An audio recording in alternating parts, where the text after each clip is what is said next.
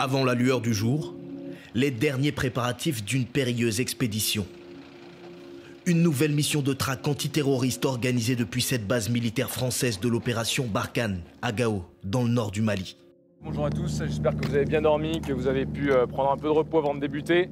Le capitaine Quentin et ses hommes embarquent dans un convoi d'une quarantaine de véhicules blindés, en route pour la région du Gourma, un des principaux foyers terroristes du Sahel. Dans cette zone dite des trois frontières entre le Mali, le Niger et le Burkina, la force Barkhane multiplie les opérations comme celle-ci pour tenter d'empêcher l'implantation durable de la branche saharienne de l'État islamique dans les aires arides et désertiques. Vous voulez pas qu'on voit celui-là là-bas là? Ouais, on embarque. La patrouille a été alertée par un mouvement suspect repéré au loin. Un potentiel groupe en fuite qui va être pris en chasse. Mais quelques centaines de mètres plus loin, aucune menace apparente autour des quelques huttes de ce hameau. Là, il y a un enfant qui pleure et il y a des femmes. Des femmes prises de peur et cloîtrées chez elles. Mais les soldats français veulent fouiller ces habitations qui servent parfois de cache d'armes aux terroristes. Vous pouvez cacher un peu n'importe quoi, des téléphones, des cartes SIM qui ne voudraient pas être vues, des cartes, des photos, de la propagande, ce genre de choses. Ouais, c'est ça qu'on cherche. Oui, on cherche ça. Après, bien sûr, dedans, il y a l'armement. Les recherches vont se poursuivre quelques mètres plus loin, dans le hameau voisin qui paraît abandonné. Ah bah voilà. Cette fois, la patience des soldats ne sera pas vaine. Il était où celui-là? Alors, tenez. Donc là, vous voyez, ça prend un peu de temps, mais à force, j'y arrive. Donc là, j'ai potentiellement numéro de téléphone ou le premier, certainement coordonnées GPS. Un téléphone et des coordonnées GPS, des indices d'une présence de groupes armés dans le secteur d'après les militaires français. Ici pourtant, les présumés terroristes alertés de l'arrivée de la patrouille ont eu une longueur d'avance sur la force Barkhane. Un ennemi djihadiste plus rapide, plus mobile, qui a une parfaite maîtrise du terrain dans cette région malienne du Gourma ou du Liptako où se déroule désormais l'essentiel des combats menés par Barkhane. Ce soir-là, dans le camp du bivouac de l'armée française, la prise de guerre du jour. À défaut de pouvoir contrôler les milliers de kilomètres carrés de cette zone, la force française y déploie ses hommes pour tenter de désorganiser les réseaux djihadistes.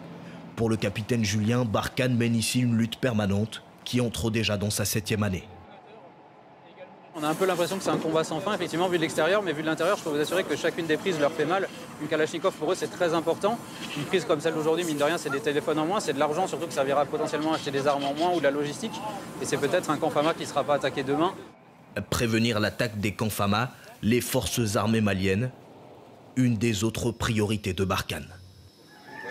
Sans carton de ration. Ouais. Ça vous surprend ou... Ce jour-là, les militaires français sont venus ravitailler ce camp de l'armée malienne situé dans la ville de Tessit, non loin des frontières du Burkina et du Niger. Des vivres pour des militaires maliens qui ont perdu plus d'une centaine des leurs dans les attaques djihadistes de la fin d'année 2019. Ceux-là ont déjà passé près de 8 mois dans ce poste de fortune isolé.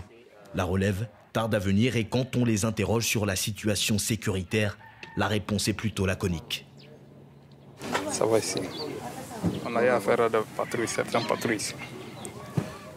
Avec Barkhane aussi, ici.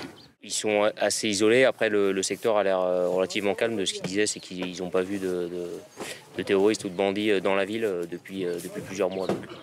Des groupes terroristes invisibles, mais signalés dans la région par les renseignements de Barkhane. En patrouille conjointe sur les bords du fleuve Niger, forces françaises et armées maliennes pénètrent pour la première fois dans le village de Léléoï. Une bourgade qui serait une plaque tournante logistique des bandes terroristes entre le Mali et le Niger. À 11, juste au niveau de la mosquée, à l'ouest de l'embarcadère, un regroupement de plusieurs personnels type masculin. Les militaires maliens et les soldats français vont prendre des renseignements auprès des habitants qui semblent vivre sous le joug des bandes armées. Par sa présence ici, Barkhane tente de gagner la bataille des cœurs et des esprits. Depuis plusieurs mois, la force française fait face à la montée d'un sentiment anti-français et aux critiques d'une partie de la société civile malienne sur son efficacité militaire. À l'ombre d'un arbre, Les soldats vont tenter de nouer le dialogue avec les doyens du village. Je te demande leur, c'est quoi les problématiques majeures de leur ville pour eux